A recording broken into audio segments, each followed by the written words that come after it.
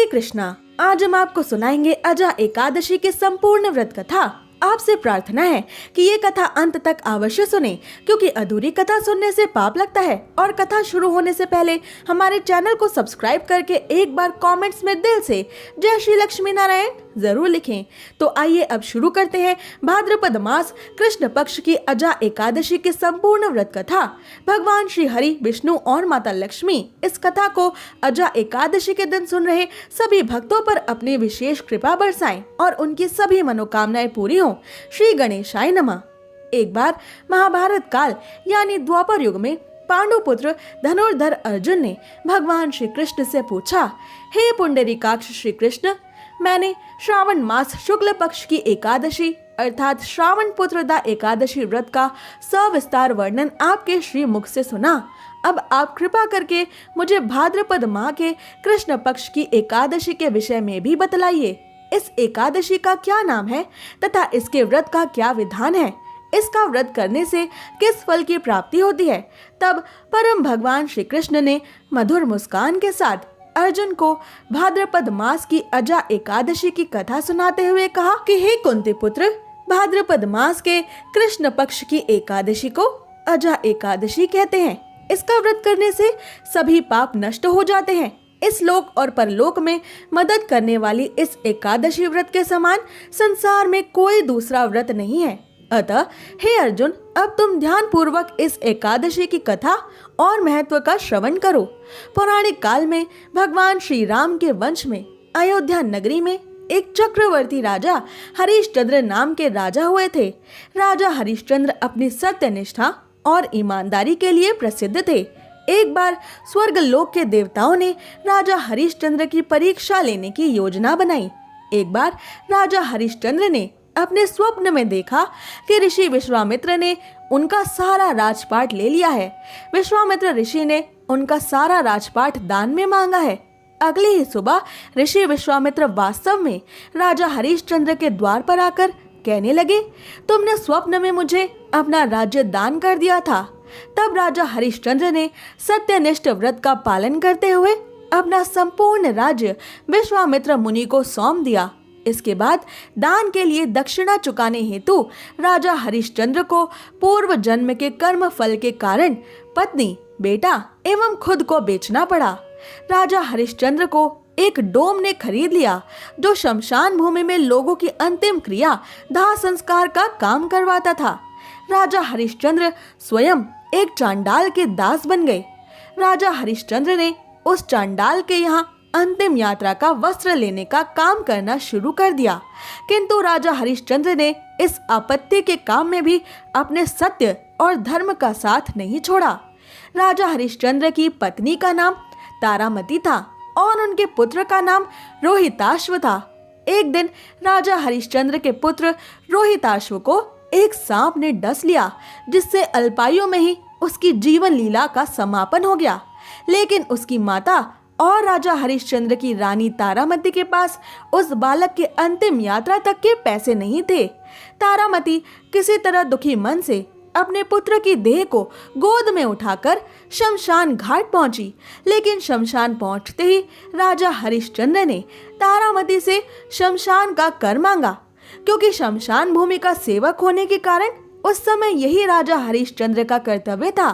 राजा हरिश्चंद्र मजबूर थे। शमशान में आने पर कर देना नियम था और राजा हरिश्चंद्र अपने मालिक की आज्ञा का पालन मात्र कर रहे थे। राजा हरिश्चंद्र अपनी पत्नी से बोले कि शमशान का कर तो देना ही पड़ेगा। फिर राजा हरिश्चंद्र ने अपनी पत्नी से कहा कि यदि तुम्हारे पास कर देने के लिए धन नहीं है तो अपनी साड़ी का कुछ भाग फाड़ कर दे दो, उसे ही मैं कर के रूप में रख लूंगा। लाचार होकर राजा हरिश्चंद्र की पत्नी तारामती ने अपने पुत्र की अंतिम क्रिया के लिए अपनी साड़ी फाड़ना शुरू किया और राजा हरिश्चंद्र को कर प्रदान किया। जब इसी प्रकार राजा हरिश्चंद्र को ये काम करते हुए कई वर्ष बीत गए तो उन्हें अपने इस नीच कर्म पर बड़ा ही दुख हुआ और वो इससे मुक्ति प्राप्त करने का उपाय खोजने लगे। वो सदैव इसी चिंता में रहने लगे कि मैं अब क्या करूं, किस प्रकार इस नीच कर्म से मैं मुक्ति पाऊं। एक बार की बात है, राजा हरिश्चंद्र इसी चिंता में बैठे थे कि गौतम ऋषि उनके पास पहुंचे। राजा हरिश्चंद्र ने उन्हें प्रणाम किया और अपनी दुख भरी कथा उन्हें सुनाने लगे। राजा हरिश्चंद्र की ऐसी दुख भरी कहानी सुनकर महर्षि गौतम भी अत्यंत दुखी हुए और उन्होंने राजा हरिश्चंद्र से कहा कि हे राजन, भादो मास के कृष्ण पक्ष की एकादशी का नाम अजा है। तुम उस एकादशी का विधान पूर्वक व्रत करो तथा रात्रि को जागरण करो, इससे तुम्हारे सभी पाप नष्ट हो जाएंगे। महर्षि गौतम इतना कहकर आलोप हो गए।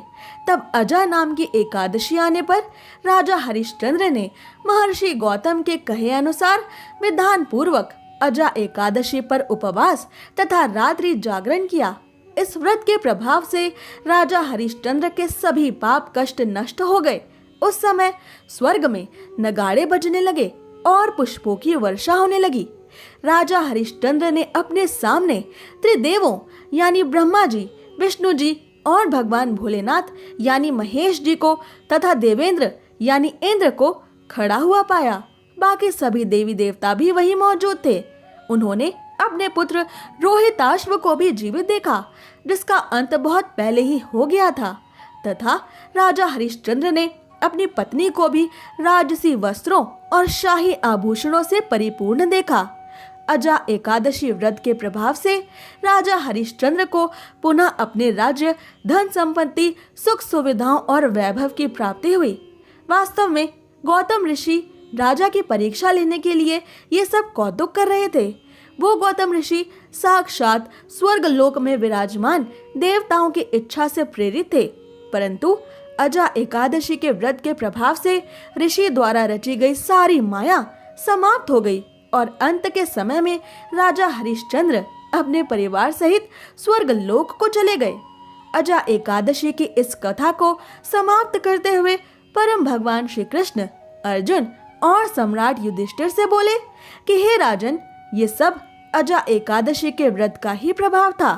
जो मनुष्य इस उपवास को विधान पूर्वक करते हैं और इस एकादशी के दिन रात्रि जागरण करते हैं, यानी रात के समय जागते हैं और भगवान का भजन कीर्तन करते हैं, उनके सभी पाप नष्ट हो जाते हैं और वो अंत में स्वर्ग लोक को प्राप्त अवश्य करते हैं। इस अजा एकादशी व्रत की कथा के श्रवण मात्र से ही अश्वमेध यज्ञ को करने का फल प्राप्त हो जाता है। तो प्रेम से बोलिए हरे कृष्णा कृष्ण कृष्ण हरे हरे, हरे राम राम राम हरे हरे। अब सुनिए एकादशी माता की कथा, जिसे सुने बिना एकादशी का व्रत पूरा नहीं माना जाता। समस्त विश्व में कोई ऐसा नहीं जो एकादशी व्रत की महिमा ना जानता हो। सभी व्रतों में सर्वश्रेष्ठ एकादशी व्रत है। सतयुग में शंखासुर नामक राक्षस का एक मोर नामक दैत्य पुत्र था। शंखासुर का वध भगवान विष्णु ने किया था और इससे मोर को बड़ा दुख हुआ था। इसका बदला लेने के लिए वो वन में जाकर घोर तपस्या करने लगा। उसकी तपस्या से ब्रह्मा जी संतुष्ट हुए और विवश होकर उन्होंने उसे वरदान दिया। उसने ये वरदान प्राप्त किया कि उसे कोई भी देवता, दैत्य, मुनि, मनुष्य, शिव या विष्णु हानि ना पहुंचा सके, किसी के हाथों उसका वध ना हो सके। ये वरदान पाकर मोर अत्यंत बलवान हो गया। वरदान मिलने के बाद मोर दैत्य जिस भी लोकपाल के पास जाता उसे परास्त कर देता। उसने समस्त लोगों पर अपना अधिकार कर लिया। इसके बाद उसने सब लोकपाल के पदों पर दैत्यों और राक्षसों को नियुक्त कर दिया। उसने सभी ब्राह्मणों, भक्तों, गायों को सताना, उनका वध करना और अत्याचार करने शुरू कर दिए। दुखी होकर सभी देवता भगवान शिव शंकर के पास गए और उनसे रक्षा की याचना की। भगवान शंकर जी ने सबको आश्वासन दिया और उन्होंने देवताओं के साथ मिलकर मोर को ललकारा। इसके बाद बहुत भयंकर संग्राम हुआ, लेकिन उसमें विजय मोर दैत्य की ही हुई, क्योंकि उस पर ब्रह्मा जी का आशीर्वाद था। दैत्यों की बढ़ती सेना देखकर भगवान को याद किया गया। भगवान श्री विष्णु देवताओं के स्मरण पर प्रकट हुए और देवताओं ने उनसे रक्षा करने की प्रार्थना की। भगवान श्री विष्णु जी ने सुदर्शन चक्र को मोर दैत्य पर छोड़ दिया, लेकिन ब्रह्मा जी का वरदान प्राप्त होने के कारण सुदर्शन जी ने मोर की परिक्रमा की और भगवान विष्णु के हाथों में वापस आ गए। वरदान की मर्यादा रखने के लिए ही सुदर्शन चक्र ने मोर का वध नहीं किया था। हाहाकार मच गया। सब सोचने लगे कि अब क्या होगा। सब देवता भगवान विष्णु से प्रार्थना करने लगे। विष्णु जी संग्राम छोड़कर भाग गए और मोर ने गदा लेकर भगवान का पीछा किया। भगवान भागकर बद्रिकाश्रम में आ गए और एक गहरी एकांतिक गुफा में जा छिपे।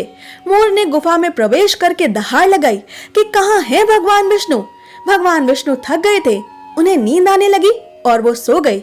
उसी समय भगवान विष्णु के हृदय से एक कन्या रूप में एक दिव्य शक्ति प्रकट हुई। उसने अपने परम तेज एवं दिव्य शक्ति से एक ही क्षण में मोर दैत्य का सेना सहित नाश कर दिया। देवताओं ने पुष्पों की वर्षा की और उस देवी की स्तुति की। स्तुति सुनकर भगवान विष्णु भी जाग गए। भगवान विष्णु ने देवताओं से पूछा कि आप सब किसकी स्तुति कर रहे हो, क्या हुआ है? देवता बोले, प्रभु आपके हृदय से ये कन्या प्रकट हुई और उसने सभी दैत्यों का नाश कर दिया और मूल दैत्य का भी इसने अंत कर दिया। भगवान ने कहा कि ये कन्या जो मेरे हृदय से प्रकट हुई है, ये एकादशी तिथि को प्रकट हुई है, इसलिए इस कन्या का नाम आज से एकादशी होगा। प्रभु ने एकादशी को अष्ट सिद्धियों और 9 निधियों की स्वामिनी होने का आशीर्वाद दिया। प्रभु ने एकादशी से कहा, तुम में इतना सामर्थ्य होगा कि जो तुम्हारा व्रत रखेंगे उनके चरणों में मोक्ष लौटेगा, वो निष्पाप हो जाएगा, वो बड़ा पुण्यात्मा होगा, उसे गोविंद के चरणों की भक्ति प्राप्त होगी, उसे जो चाहेगा वो मिल जाएगा और यदि कोई किसी भी चीज की कामना नहीं करेगा तो उसे मेरी भक्ति प्राप्त हो जाएगी।